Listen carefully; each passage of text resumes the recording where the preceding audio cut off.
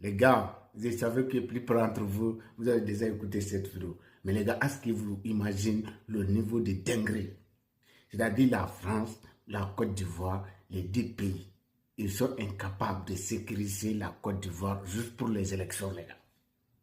Maintenant, vous comprenez la raison pour laquelle, comment dire, la France, s'associe à les forces des anglo-saxons. Donc, c'est eux qui ont en Côte d'Ivoire. Ils ont fait un appel, les gars, on écoute ensemble. Partagez-vous et de vous abonner, les gars. C'est une dinguerie. Vous êtes, ah non, ado. Ah, Côte d'Ivoire, ça c'est un pays développé. Un pays développé qui n'est même pas capable de sécuriser juste pour les élections, frère.